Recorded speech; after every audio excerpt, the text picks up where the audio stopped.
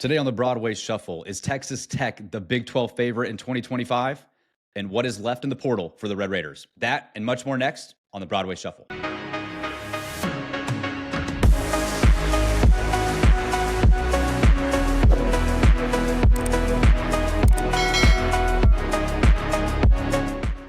Episode 36. We are live with Zyler, Clayton, Conrad. I'm Brennan. Welcome, Red Raiders. We hope that you are still riding the high of what has been transpiring in the transfer portal over the last week and a half. It has been nuclear, to put it mildly. I don't think any expectations of what I originally had coming into this have all been, I don't even know what to say, quite honestly. It's shocking the names that have been coming in. I'm still trying to process all that has been accomplished through the portal season. We might not be done yet, and we'll get a little bit into what this means for expectations in 2025. But before we get into all of that, we wanted to announce that we are doing a college football playoff bracket challenge. And so we will be releasing all that information on our social medias, where you can follow us on the Broadway Shuffle. There'll be a link in the description as well on YouTube and Spotify. So click on that. We have some special prizes for that. One of them being that if you finish in first, we will be having you on the podcast. We hear from you in the comments. We hear from you on social media.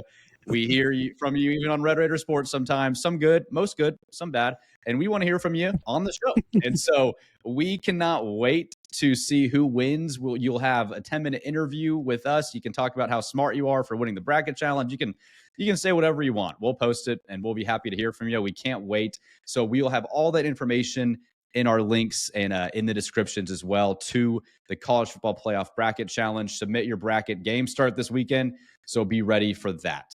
Conrad, I want to go to you first, man. We did something, if this is your first time joining the show, throughout the football season, where we gave a state of the Kool-Aid factory. We kind of laid it to rest a little bit, but there's no resting now with what's been going on in the portal. What, as the CEO of that, what is going on, dude, in the factory? And it seems like some major renovations are taking place.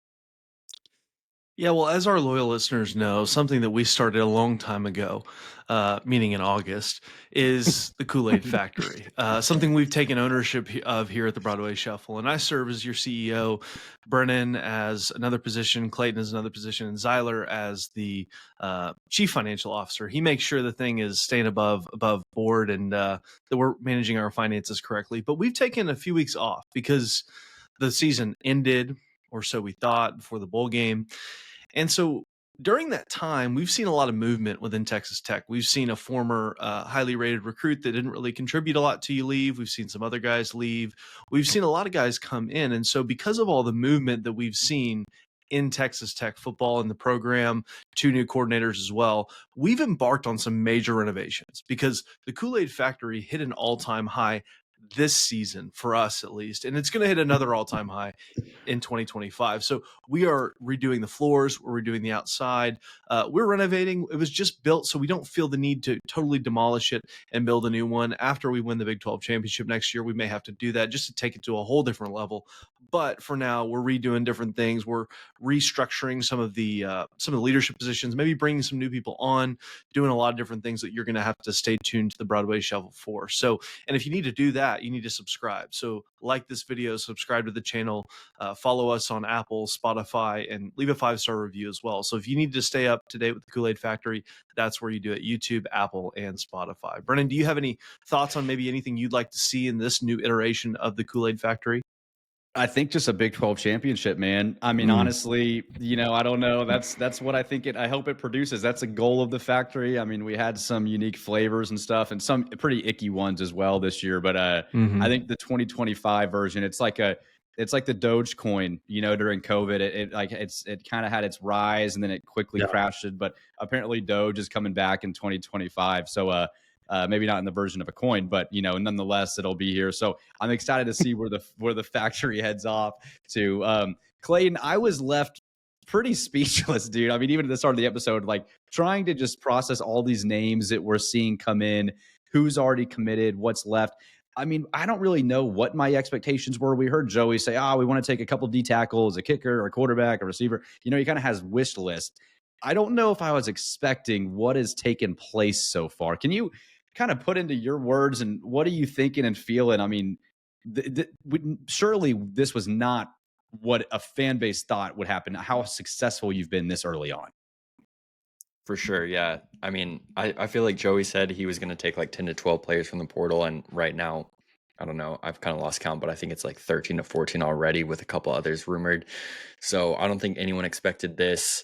But it's been awesome, man. I feel like we now know what it feels like to be like a Dodgers fan or like an Oregon fan. Like you just pick who you want. One brief moment. Yeah. It feels great, man. So yeah, I mean, this has been super crazy. I wish I knew what all went into this strategy of the portal, because like there's almost no resistance. I feel like anyone that we've tried to get, we've gotten so far, except for maybe Harkey going to Oregon. I feel like that's the only one that we've missed out on so far. But yeah, it's been crazy. I did not expect this at all. Yeah, Z, I'm going to follow up on that. Yeah. Okay, one thing. It's not going to be my Tommy Tuberville of the week, but A&M and Mike Elko coming out and talking about how money is ruining college football and how you shouldn't be able to buy recruiting classes after they spent all of that money and basically started this whole thing in 2022 is the most tone-deaf thing that I think I've ever heard. They also paid $70 million to have their head coach not coach their team anymore. If anybody has injected money and ruined the sport, it's A&M. But I digress. We don't need to talk about A&M here. Yeah, this will be the best recruiting run that you will ever have in the history of your school. You will never go on another run like this. This is supposedly the last time that NIL is going to get used like this, because you'll do the revenue sharing and there will be a cap and all of those other items, and you're planning on, listening to those rules. Yeah, like Clayton said, there is no resistance at all. Basically, if you come to campus, we are getting you. There is nothing. And we're not going to be so, coy as to say, yeah, they just love the new facilities and Joey Maguire's personality is so infectious. Now, I think those things matter, but you're clearly just paying these players a ton of money and making it worth their time to come out here. I like the story that they had up in Red Raider Sports today about Zambrano, where he's talking, and he said and this is the thing where I think Maguire and the facilities do have an impact. They left the visit and they drove to the airport and they were getting ready to go on their next visit. And he was sitting there talking to his parents and he said, guys, why are we even going to get on this plane? I know I want to be here. They hopped back in the car, drove back, and then they watched practice, and he committed that night. And so stuff like that makes me think there is something to the relationship building. It's not 100% money. I'm not going to be so foolish as to say that money doesn't play a monster role in these recruitment. One question I have, Z, for you is, when do we think this timeline this process started? It's like, was it December 1st? Like, were these conversations like, we are going to go all out, like when you're sitting at 5-3 or 6-3? I mean, when do you think these conversations started happening of like, what do we need and who's paying for it and how are we going to make this happen immediately? Well, I mean, allegedly and apparently we have Macho Stevenson to thank for it, because apparently it was the TCU game that was the tipping point for the boosters and said, you know what, F it, we want to win this thing. So Macho Stevenson, shout out to you, which I hope he stays. I think he can develop into a great player. But yeah, I think as far as conversations with these players, you're not officially allowed to contact people until they enter the portal. We all know that that's kind of a load of crap. You can contact parents, you can contact agents. There are ways to communicate with players without actually communicating with players. I imagine they've been doing their due diligence all year. Guys like Zambrano, he stopped playing in, early September because he had that injury that knocked him out for the whole season. So you probably had your eye on him for a long time. And for those of you who don't know, Zambrano is the offensive tackle that we signed what feels like 6 months ago, but that we signed like a week ago. Yeah, and we did an episode a week ago on the portal and our reaction to the portal. But since then, you've had quite a bit of additions. We thought, man, we're off to a great start. And then this week happened. And so some additions since we last spoke. If you're not following on Twitter, Red Raider Sports, or wherever you get your news, we're happy that you're checking us out to do that. You've added Will Jados, who's an offensive lineman from Miami, Ohio. Skylar Gill-Howard, who's a defensive tackle from Northern Illinois. Amir Boyd-Matthews, a defensive back from UTEP. Mitch Griffiths, who's a Wake Forest quarterback, who will be more of an insurance policy. No worries on who your quarterback room will be. That is more of just an addition to the room. Lee Hunter, who was a second-team all-defensive tackle, Big 12 from the University of Central Florida, who you beat out the Longhorns for, which is awesome. You just got Howard, Florida State. And Florida State, and we'll get into that in a little bit later in the show as well. Howard Sampson, a University of North Carolina offensive tackle, much needed. Terrion Grant, a cornerback. So you've seen a lot of emphasis on the secondary, and we'll get into that a little bit too. Anthony Holmes, a Houston defensive tackle, and then Terrence Carter, a tight end from the University of Louisiana. I am out of breath. Am I missing anybody? This is just wild. I mean, what we've gone on this, I feel like each minute there is a rumor that you might be adding someone else. Conrad, thoughts on this list overall, and what does it mean for your expectations for the 2025 Red Raiders? That list, if you had showed me that 3 weeks ago and said, this is who you're getting, I would have said there is absolutely no way. I mean, this is the best portal class in the country right now from top to bottom. I mean, we've added some absolute dudes to this roster. And I think when you just look on paper, right, this is almost the best time of year. I've alluded to it. I alluded to it in our first few episodes before anything starts. And you can kind of talk yourself into whatever you want to believe about next year's team or the upcoming year's team. This is that time. I know we've got a bowl game left to play, but just looking at this talent and what you're bringing in and then what you're bringing back and what the rest of the conference looks like, you have to be extremely optimistic that this is a Big 12 title contender. I bet you picked, I mean, for sure, top 5, maybe even higher than that. I don't know. That's just my guess sitting here in mid-December. But this is a big step for your program because you're showing people, hey, you better take notice of Texas Tech. Texas Tech is here. We're not playing around. We've got one of the best coaches, in my opinion, I mean, the best start of a football coach career ever at Texas Tech. You've got a guy that people love playing for. You've got a guy that's led your team and program to new heights in already 3 years. Sure, it's not where Leach was in 08, 09, 07, 08, 09, but it's still a big deal. And so you look what you did this year at 8-4, and then you look at who you brought in, and then you think about next year. I mean, I'll say it right now. I think we're playing in Arlington next year. I think it's a Big 12 championship team. I think you've got the talent to do it. I'm going to sit here and bang that drum all off season because of what you've done in the portal. Extremely optimistic for what this means for your football program. Zyler, I know you kind of play the maybe the more pessimistic role. You're going to tell me a pessimistic. No. Okay, because you're maybe more realistic. So what do you disagree with that? I mean, I know I'm probably too much there, but what do you think about that take about playing the Big 12 championship next year? Conrad being too much, that doesn't That never happens. That never happens. So I'm trying to think. So if TCU was doing this, here's how I'd look at it. So let's say they went 8-4, which they did. And then let's say Josh Hoover got announced as out. He's going to miss all of spring. And then they lost their OC and their DC.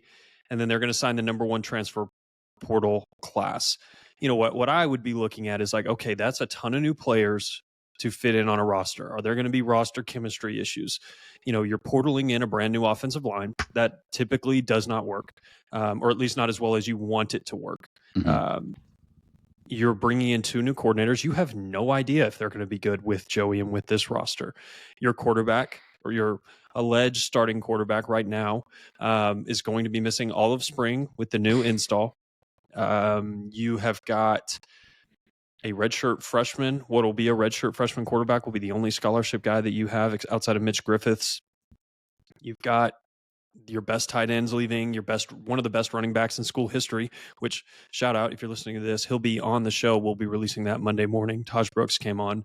Wow, so you can hear him. You're just going to drop that right there. That like you just drop that. Yeah, absolutely. So yeah. So he's going to be on the show. So if you're listening right now, tune in Monday. We'll be releasing our episode with him. Yeah, you're losing Taj. You're losing Josh Kelly. You're losing Jalen Conyers. You're losing CJ Baskerville. You're losing a lot. You're replacing a lot through the portal. Mm-hmm. But, if this was TCU, I'd be like, oh, okay, I'll believe it when I see it. That's kind of what I would have. And so that's not necessarily what I'm going to think. I think we're doing it a little bit more responsibly than maybe another team would do, but that's kind of the glass half full perspective. Now, the way that I actually view it is I think you're really supplementing a lot of holes on your roster. You're bringing back a ton of your young talent. Your linebacking core is going to be great. You should be bringing back a lot of guys in your secondary. Chapman Lewis, BJ Jordan, AJ McCarty, those guys should all be back. You're going to have Caleb Douglas back. You're going to have Coy Aiken back. You've got some really promising young running backs. This defensive coordinator has already done it at this level. Mac Leftwich ran a really, really good offense at Texas State. Joey has shown, if you had a coach to pick out of the Big 12 to manage something like this, even if I wasn't a Tech fan, I think Joey would be the coach that I would pick. You hire him for his relationship building and his program management. You don't hire him for the schematic prowess. He hires good people. He manages programs and he manages relationships. That's the upside in my mind, is that he's a guy that I think can handle these things. So those are kind of the two perspectives. I guess my question to you guys is, knowing what you know now, obviously things are going to change. We're going to add more players. We're going to lose players. Just be prepared for that. We're going to lose players. Other teams are going to add players. Guys are going to get hurt. Where would you pick us in the Big 12 right now? Like, what's your expectation? Before you guys go, I need to make a quick statement about how Zyler framed this if this were TCU. And Zyler, the difference between us and TCU is Texas Tech has something that TCU doesn't. They have the Broadway Shuffle Kool-Aid factory. And I don't think we can take into account how big of a factor that plays in your success. Because since we started the show, we have won 8 games as a football program. We've only lost 4 games. That's your best regular season since 2009. I'm going to keep saying it. So, sure, TCU, if they did it, that's how we'd view it. But again, man, we've got the secret sauce here on the Broadway Shuffle.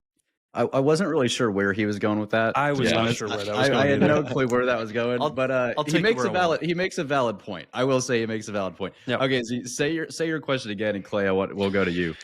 Yeah, so I think with everything, expectations is everything.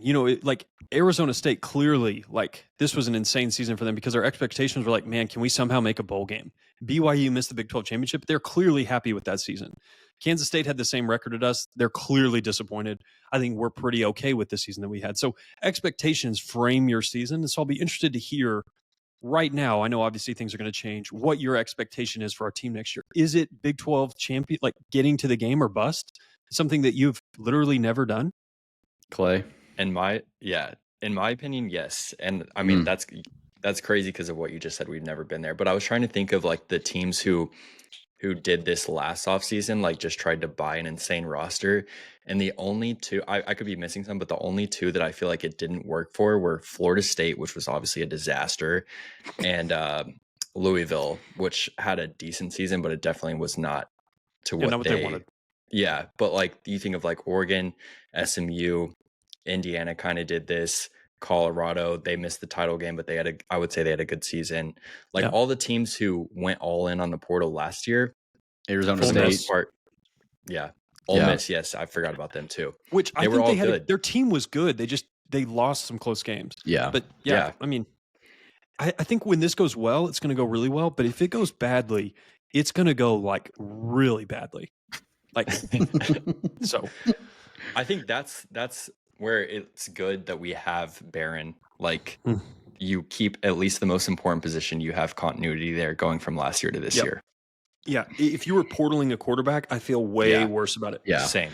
Well, and it's not, and Z, to your point, you might lose some guys. There's still another window. You've got the spring window. You've still got a bowl game to play, and there's a lot that can happen between now and next August still. But you aren't, so far at least, you're not losing anyone. It's not been like, dang, like that guy's gone. I know, maybe you feel that way about Micah Hudson, but Buchanan's gone. There's a couple dudes that have left, but you're not necessarily like, oh man, that's going to suck yet. So you are returning, like your linebacker core, returning your freshman running backers, turning as far as we know, at least up at this point, Aiken, John Carlos, Douglas, Barron, Will, Brendan Jordan, a lot of these dudes we've mentioned so far that we saw make an impact for you are coming back. So you're almost like integrating some new guys, but it's not like you're bringing in 40 dudes. Like, at least you're not Colorado. You're not Colorado. You're not Arizona. You're not completely overhauling the roster with a lot of unknowns. You are bringing back a lot of guys and a lot of youth that you like to see so far. Again, things can change, but up to this point, you haven't. So to answer your question, I agree. I think you have to. I mean, in the new era of college football with what you did, you saw Arizona State and Iowa State in the championship this year. You're kind of like, why not us? You beat both of those teams. Colorado's Lucian Shadur and Travis Hunter. A lot of teams so far in the Big 12, I wouldn't say outside of us have made like a crazy impact from like they're going to be unreal. Like that team is just better than you. I don't see that yet, and so I do think that your expectations, like if I were to put a record on it, I think 9-3 at worst next year, just based off this. Like, I know we're just making an assumption, like we still have a bowl game to play. I know that we still have a long way to go, but based off what you're doing so far, yeah. I mean, if you're not competing for a title, if you're going 7-3, into November, like late November, and you've got to, just fight to kind of finish in the top half of the conference again, that's going to be a failed season. And I think they know that. Joey knows that. They want the expectations, and they're delivering on putting a product on the field that can compete for championships. And I think I read an ESPN article, I think it was Max Olson, said it looks to be in Lubbock that it's Big 12 title or bust. And that is kind of how it does appear, the direction that we're heading. And it's exciting, but you're right. If it goes poorly, it's going to be very scary. Yep. The other thing too, I doubt Joey came to, or Coach McGuire, as we were so kindly corrected. Yes. I don't think Coach McGuire went to Cody and said, Cody, I need all this money because I need to go 9-3. I need to finish 4th in the Big 12. But can you help me get there? Like, that's not what guys spend for. So I imagine their expectation is, hey, let's really try to go get this thing. Where I never want to, and this is coming from somebody that's never managed a program, never worked in college athletics. You never want to mortgage your future for, one shot, is this a team that can win a national title? I don't know. I don't want to see every single redshirt freshman depart from our program. The guys that are the building blocks for your future, that 24 class that was a top 24-ish class. You don't want to lose those guys. I'm okay with you losing some depth pieces. Like, when we lost Trey McAlpin and Boom Wilcox, those are younger guys. Trey was a redshirt freshman or redshirt sophomore this year, but then you immediately replaced him with Anthony Holmes, a player at the same classification level who's been a monster at Houston. So it's like, those are the replacements that I like. What you want, though, is those guys to come in and be bought into the culture. You don't want them to just be here as headhunters. Like, I'm just here for the bag. You want them to love Texas Tech. You want them to be bought into what McGuire's doing, not I do this because I make, 130,000 as opposed to 60,000 at the place I was at last time. Right. So that's the thing that you're hoping McGuire can do as well. Because if the season goes badly, man, those guys are going to be done. It's like, whatever. Who cares? Yeah. Yeah. Well, I think when you look at what's happened to, I don't think, and I could be wrong here, but I don't think I am. I don't think this happens if Joey's not your coach. I don't think this happens if Wells is your coach. I don't think this happens if Cliff is your coach. Obviously, we know it wouldn't happen if Tommy Tuberville was still your coach.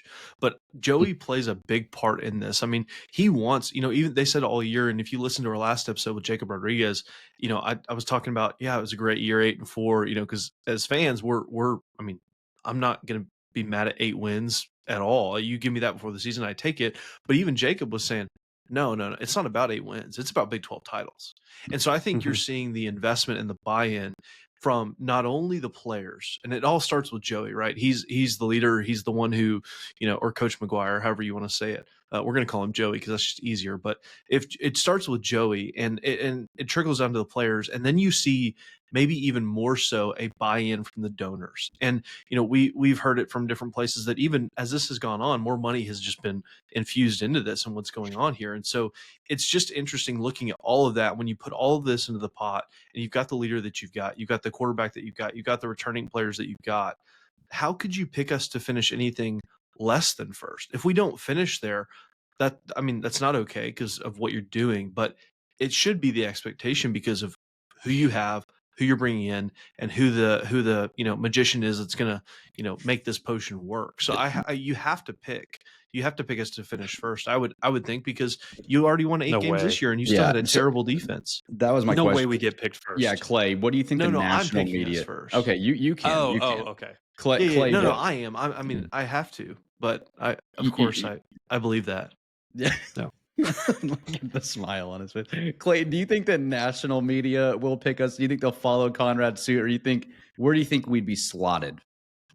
I feel like we're gonna be a popular first place pick from like college football guys that really know their stuff and have followed our portal recruiting. I don't think we'll be first in like the Big 12 preseason poll. But although I would be surprised if we're lower than like 3rd or 4th.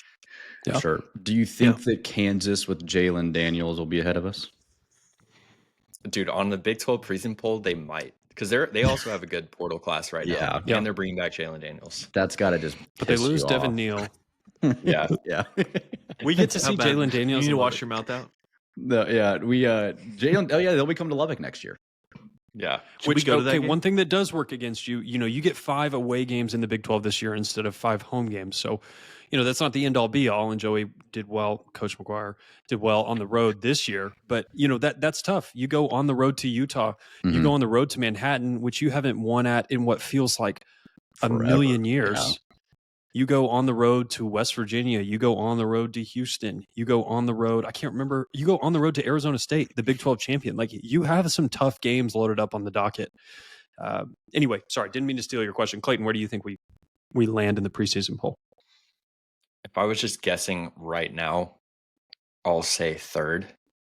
But I have no idea what some of these rosters will look like next year. So I would imagine that like Iowa State and Arizona State and Kansas will all be really high next year. Yeah. Mm-hmm. Yeah, if I had to guess, Arizona State should probably be preseason number 1, right? Yeah, They bring back losing Levitt. some, though. It's just so hard to know because it's like, who are they losing? Like, they brought in like 40 plus guys from the portal, and it's like, okay, how many of those guys are staying? I mean, they made the playoff. I know Scattaboo will be gone, but it's like, who is going to be White like? Knight. Yeah, he's not as good as our Great White Knight. I promise you. Not Cole, the Great White Knight. He's not Cole Wisniewski. I love that name. Oh. It's Wisniewski, right? I have another comment about Cam Scattaboo. Everybody talks about how like he was so under recruited. He only got to Sac State. Nobody talks about that. It's because he was failing school and he couldn't get into any of those schools. He was so dumb he couldn't get into colleges. That's why he was under recruited. So just want to make sure that that's out there. So, he'll never share that story. Yeah, man. Yeah, it's great player though. Yeah, he is a great player. So it'll be interesting to see where you do fall and what kind of the rest of the conference. I mean, you look at just this year and what the expectations versus the reality. I mean, Oklahoma State, 0 conference wins. Kansas struggled. Colorado and Arizona State and all these people were picked. BYU were picked to finish more towards the bottom half of the conference, and look how the conference standings ended up. So it's going to be really interesting. Conrad, in terms of roster chemistry, I know we touched on this a little bit here, but any concern for you at all on that? And if you had to pick one guy that you're most excited to watch, I guess, out of this class, who would it be? Yeah, I think with roster chemistry and how it's made up, I think in this day and age of college athletics, you have to be able to fuse those things quickly. And again, like we've mentioned, you do have a staff in place that has proven that they're pretty good at that. I mean, even, Taj on the episode that's coming out on Monday, and J-Rod and even CJ, they mentioned how close this year's team was.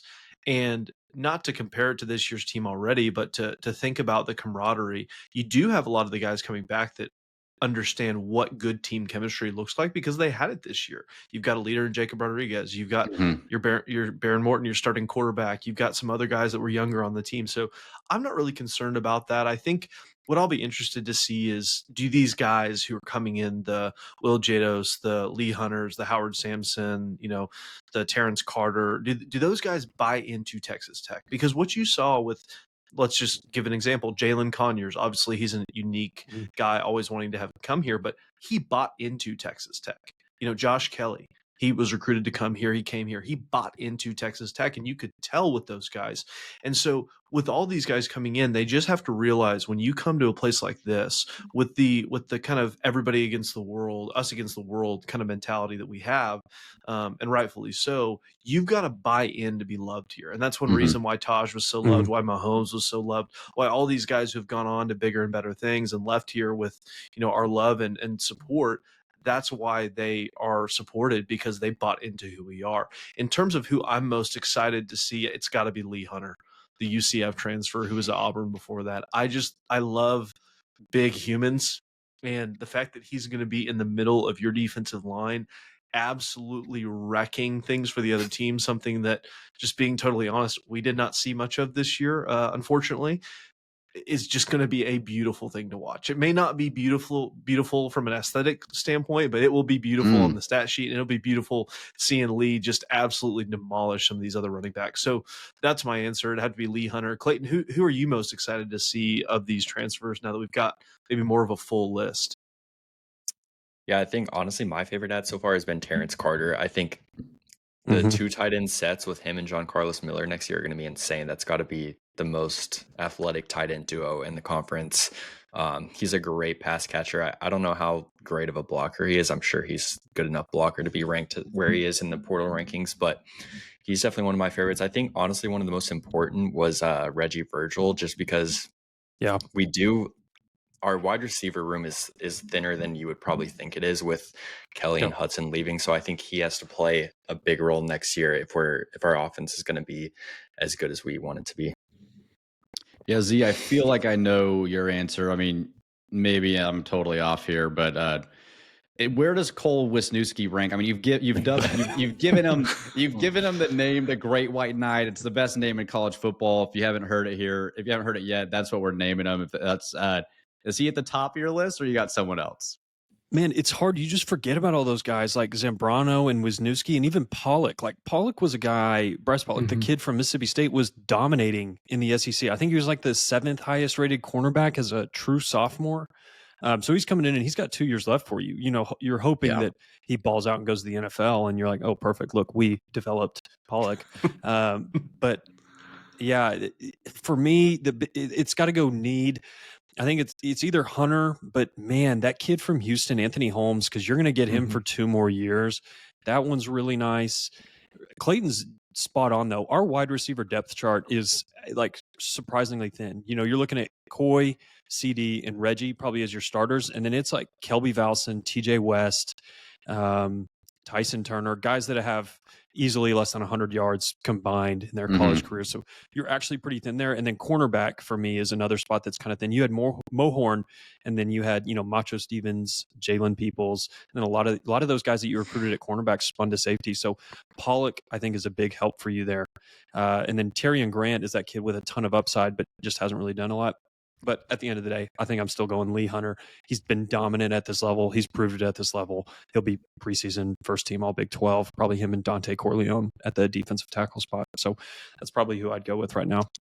Yeah, it's hard to not pick a guy. You know, we always talk about the portal. You just don't know until you see it. Like Zambrano, great PFF grade, only played in 2 games last year. So as much as I'd be like, well, it's a need, it's an offensive tackle. We've seen how that can go in the portal. You mentioned it earlier. Usually portal offensive tackle groups don't always go well. That's a group that needs a lot of time and reps together to develop some cohesiveness. And so I want to be able to say like a Howard Sampson or a Hunter Zambrano just based off need at the offensive line position, but it makes me nervous to go there because until I just see it live in action, I'm not willing to go like that's fixed, that's solved, best additions you've got. I want to see them perform. I'm going to go Lee Hunter too, not to just, chalkboard it up, but he is the most accomplished player that you're getting in terms of this is an all conference guy within your conference that is now coming to shore up your front. Conrad, I think it's gorgeous. I know you said it might not be aesthetically pleasing. I can't wait to watch that big boy work, man. It is going to be a beautiful thing to watch, and it's needed. So I'm going to go Lee Hunter.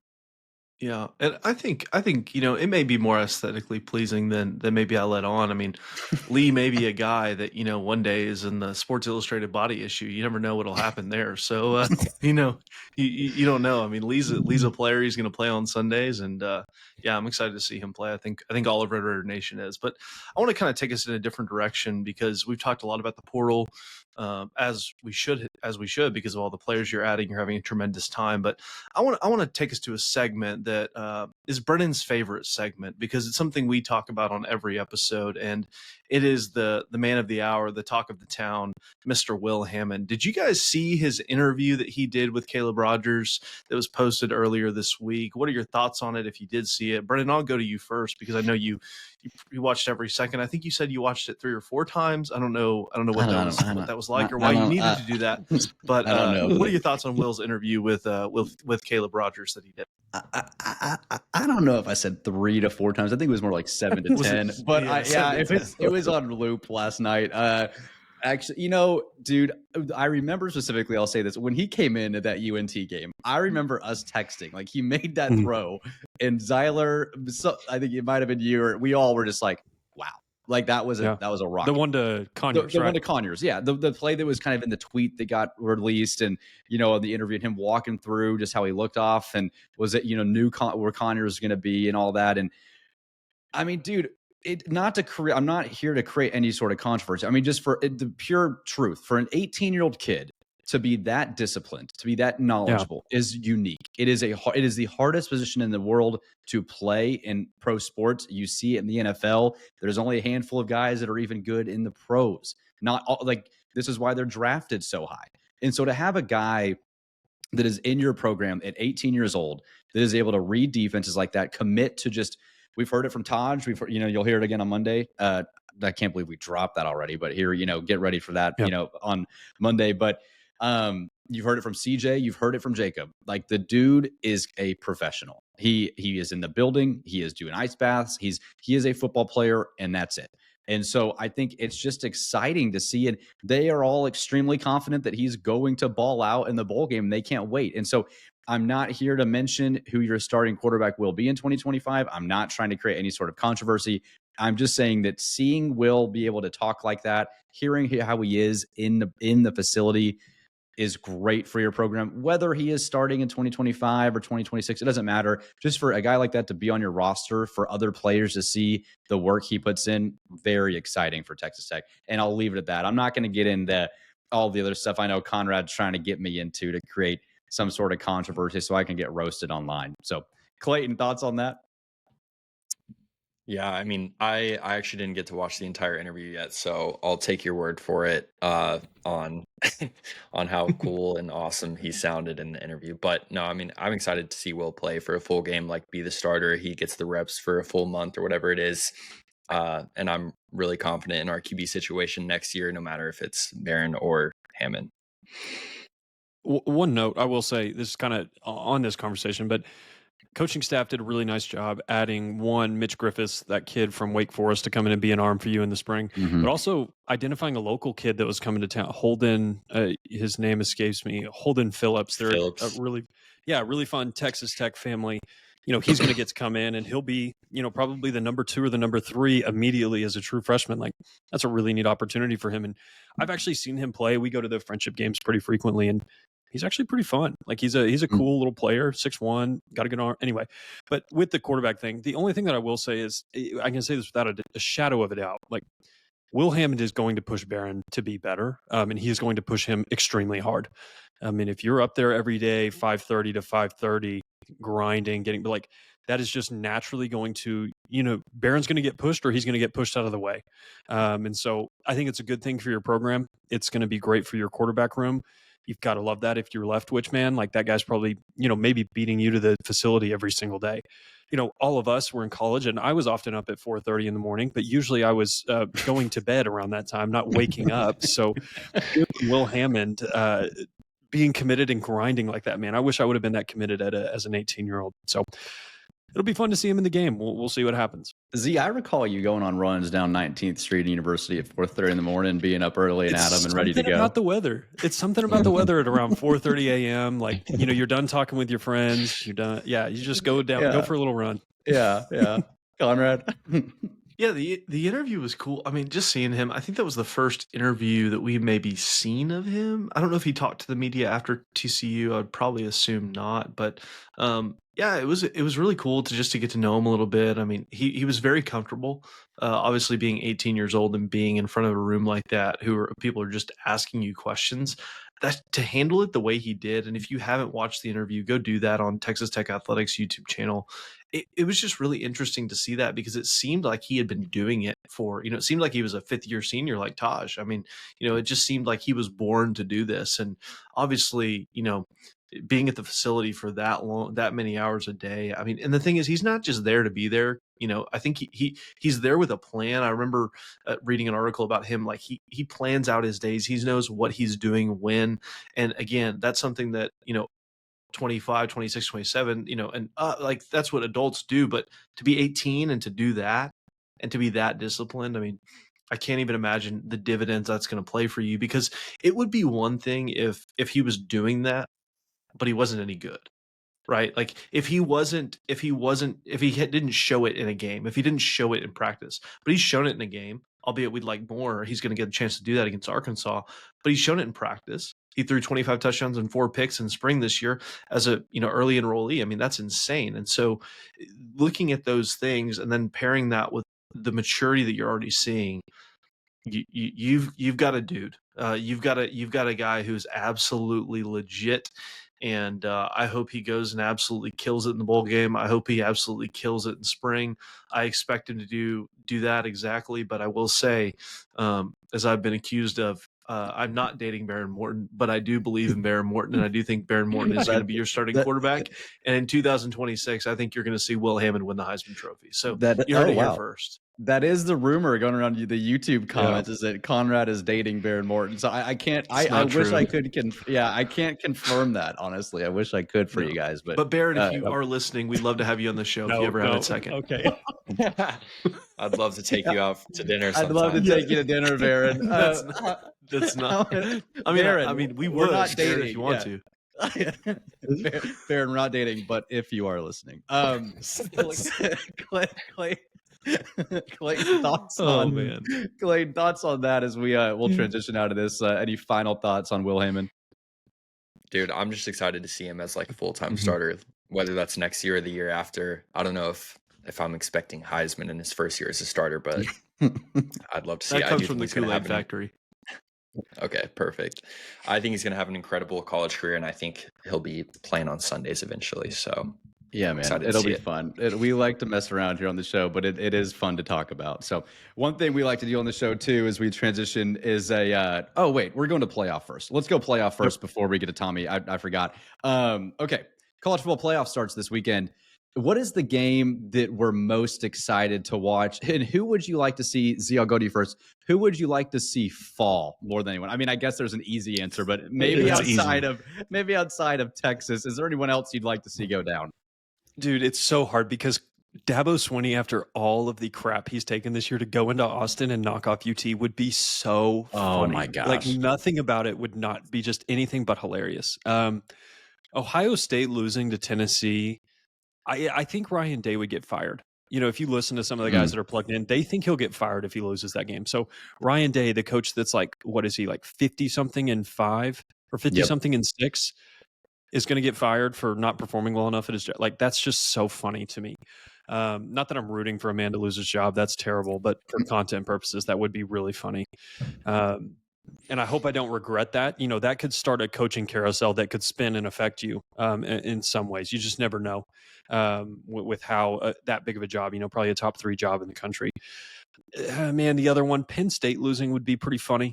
I would be down for that, except it would mean SMU's winning. So I don't really know if I'm that down for that. But I think all the games will be pretty good. I worry about Indiana a little bit. They may be found out as schedule merchants, but I also think they will be. One of those teams is going to be labeled a schedule merchant, and it doesn't matter who wins because both Notre Dame and Indiana are both accused of having weak schedules. So we'll see what happens. Clayton? Yeah, I feel like Tennessee-Ohio State is definitely the best game of the first round. That's the game I'm most looking forward to. Yeah, like Zyler said, I would love to see Clemson beat Texas. I honestly think it would be funny if Penn State lost, but I'm definitely rooting for SMU to lose. I do not want to see SMU versus Boise State in the second round of the playoff. That's just not a game I want to see. No. And I hate that college football has turned me into this, but I'm definitely rooting for Boise State to get absolutely stomped in the second round. Wow.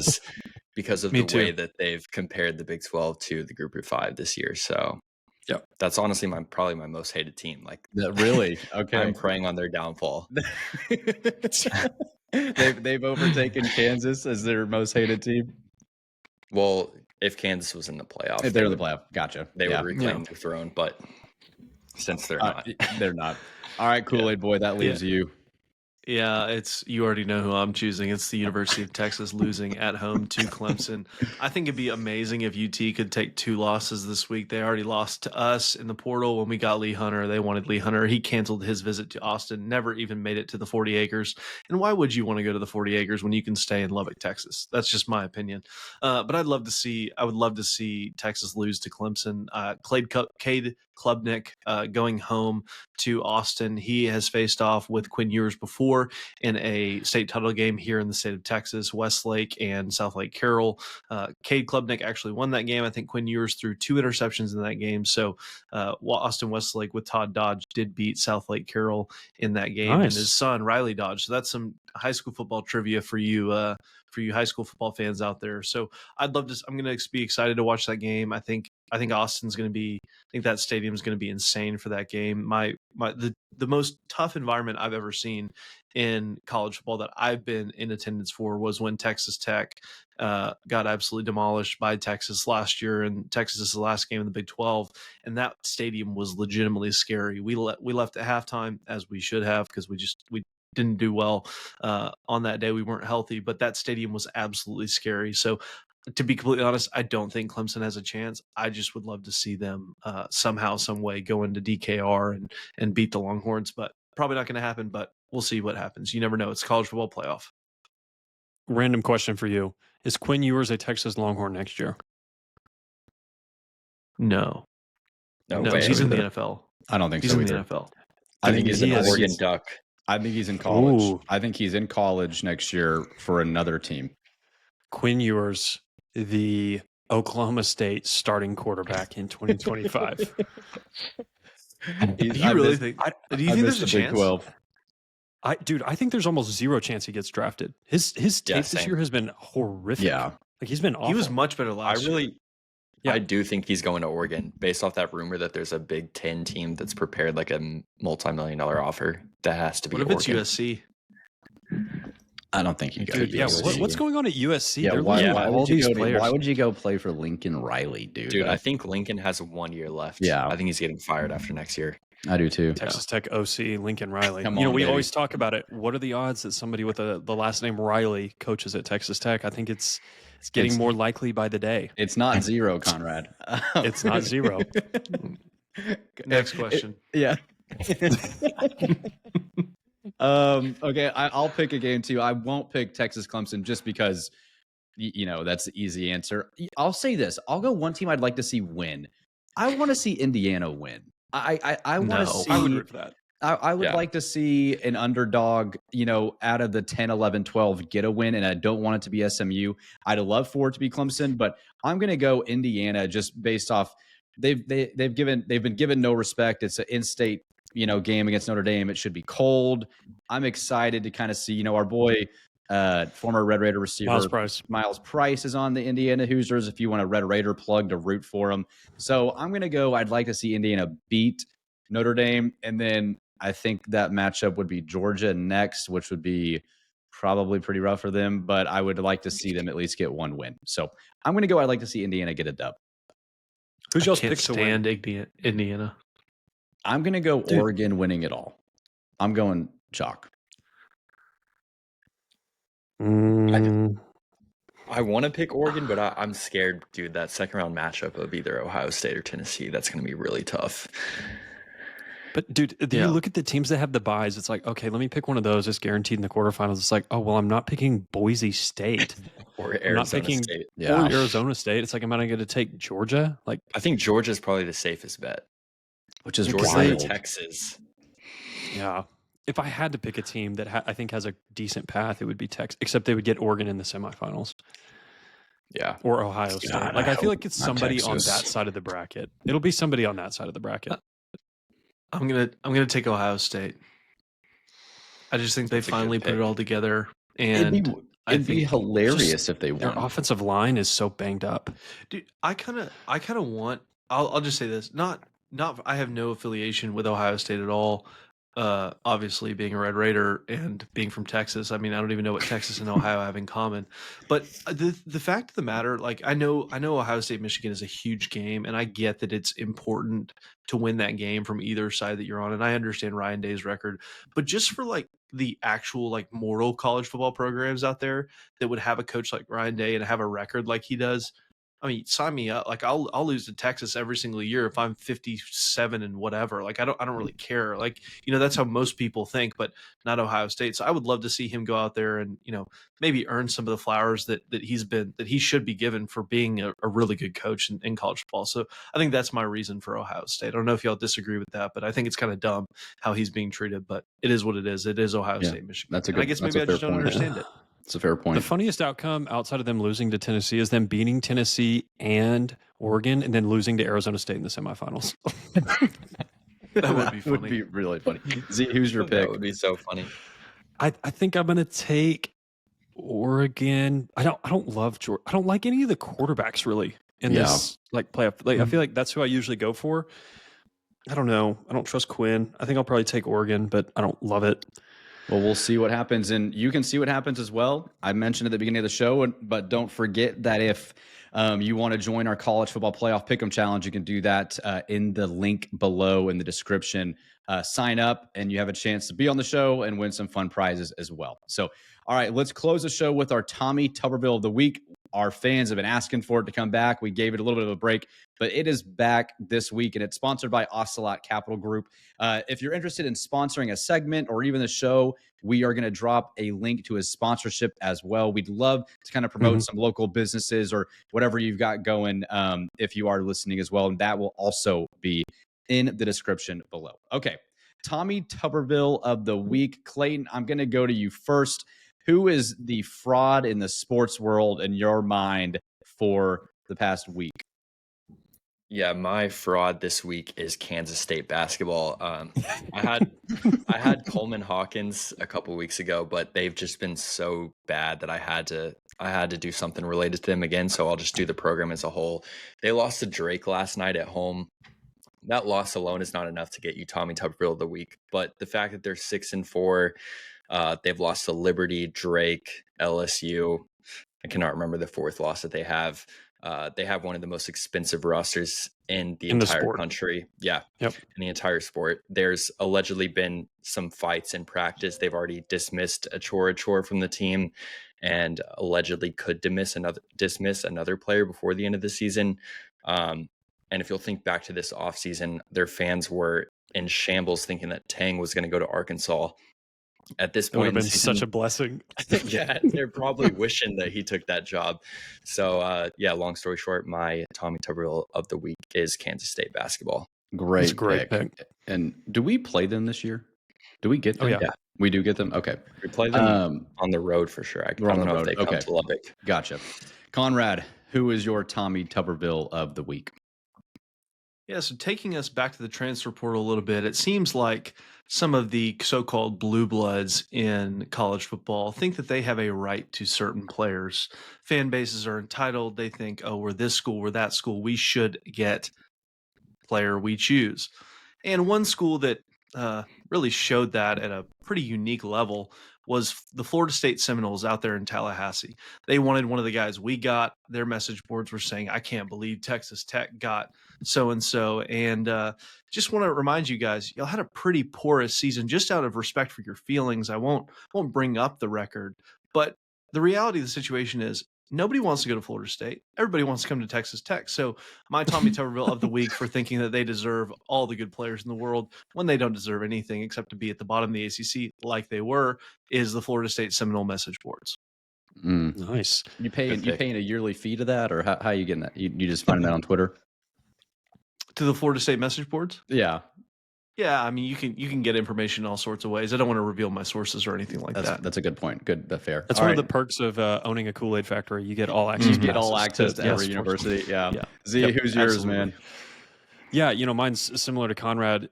It's really Rhett Lashley. Rhett Lashley comes out and bemoans the current transfer portal window process, which I remind you last year when he was dominating the transfer portal at SMU, he didn't have any real complaints.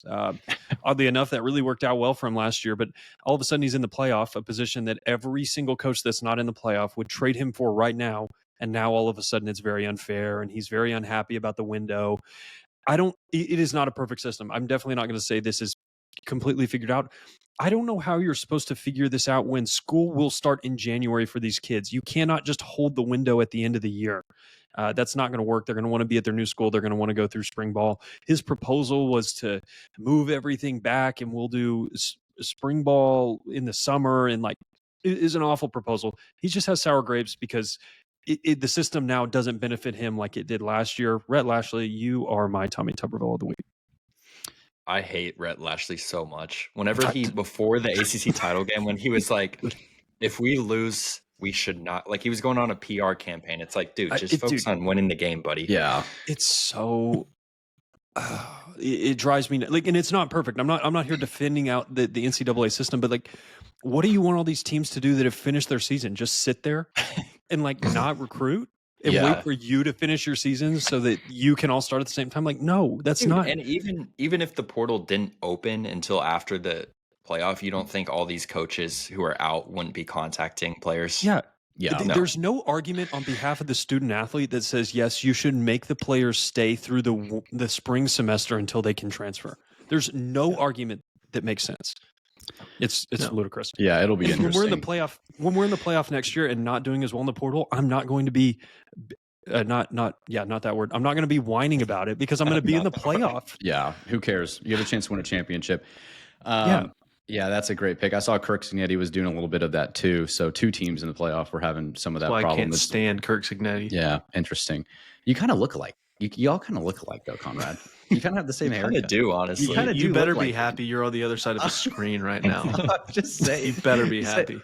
Same hair. Well, my Tommy Tuberville of the week, it's been a very successful portal run for Texas Tech, but at the same time, there have been a few departures, and I would be remiss if we did not call out a fraudulent player from your roster on 2024. He is now gone. There's been reports of what his demands were, whether they're true or not. It does give you, I think, Clayton, I'm going to give credit to you on this statement, but whether they're true or not, it just puts A&M in the light that they had to pay that, which is funny. However, true the report actually is. So for my Tommy Tuberville of the week, it is your former 5-star recruit who is now an Aggie. His name, if you don't know, is Micah Hudson. So Micah Hudson is my fraudulent of the week, probably of the whole 2024 campaign. And I don't want to wish ill will on anybody, but, glad that he is no longer on your program and you're moving forward. So that is my Tommy of the week. So, all right, guys. Well, that was a lot of fun. We will be back on Monday with an interview with Taj Brooks. You can like this video, subscribe to the YouTube channel at the Broadway Shuffle. Follow us wherever you get your podcasts on Apple and Spotify. And then make sure you are checking the links in the description below for the college football playoff pick'em and for the sponsorship request. So for Clayton, Conrad, and Zyler, I am Brennan, and we will catch you guys next time on the Broadway Shuffle.